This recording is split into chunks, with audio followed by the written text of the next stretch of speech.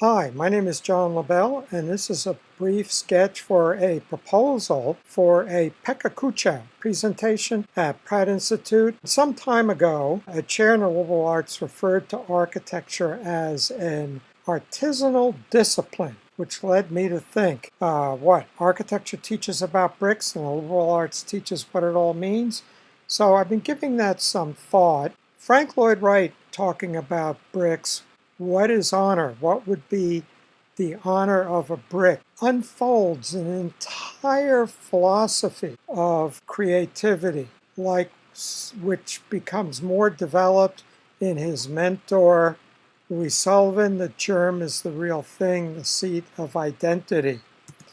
And Louis Kahn famously engages in his dialogue with the brick. You say to brick, "What do you want, brick?" There's a whole philosophy can unfold from that dialogue. Which leads me to the question, are the liberal arts best taught in studio, art and architectural history, and the real world? Something to think about. My own experience. Some of my most important teachers, Robert Venturi and Denise Scott Brown, Louis Kahn, William Fontaine, engaged in the real world as well as teaching, especially my teacher Edmund Bacon, who built modern Philadelphia. In offices, I worked for Ulrich Franzen on a project called New Forms of the Evolving City, and we see many of the ideas we were working with then now being implemented in our rethinking of cities. So if we look at history of art, we look at a Rembrandt, and we see how in his brushstroke he's building up a psychological character.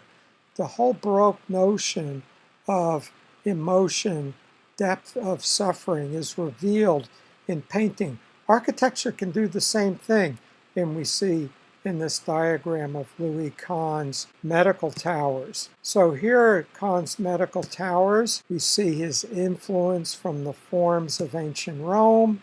A red dot here is his flexible space for the measurement part of science. The blue part, the scientist goes to the light at the window for the unmeasurable part. An entire philosophy unfolds, and then how he supports it, what the structure means, how all these pieces tie together, how the building is put together like giant Lego blocks. Every time you enter the building, he reveals to you the story of how the building was made. He says, the man is the record of the making of the man. The building is the record of the making of the building. So that institutions, programs, space, structure, materials, and mechanical are the means, the vocabulary with which architecture addresses the human condition. And let's just look, at some history, and we see on the left Palladio's Villa Rotunda, the human being in the center, dominating the landscape. In Japan, Katsura Imperial Villa, integrated with nature rather than dominating it. And then Frank Lloyd Wright's Falling Water. Which one does it remind us of? What is Wright saying about who and what we are today?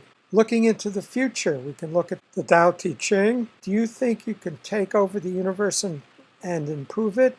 I do not think it can be done. Ray Kurzweil's The Singularity is Near.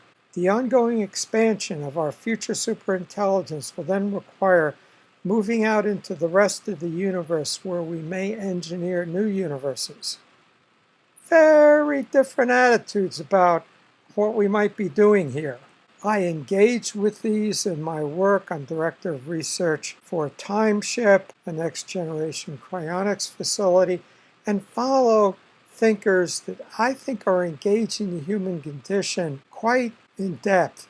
David Deutsch, quantum physicist, pioneer of quantum computing. Ray Kurzweil, in his book, The Singularity is Near. Stephen Wolfram, rethinking physics in terms of rule-based systems.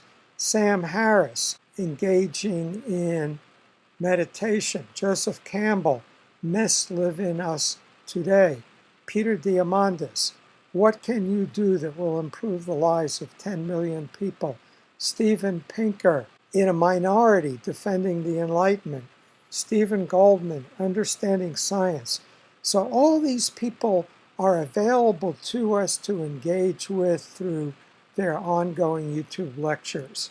A little bit about me, you'll find my website at johnlobell.com. I have right now a dozen essays on what Pratt might be unfolding into, cinema discourse, looking at mythologies and movies, generative genomics, looking at new forms of making. Some of my books include Visionary Creativity, How New Worlds Are Born, Between Silence and Light on Louis Kahn, an ecology book, The Little Green Book, a book on Joseph Campbell, and I do a weekly podcast at prn.fm.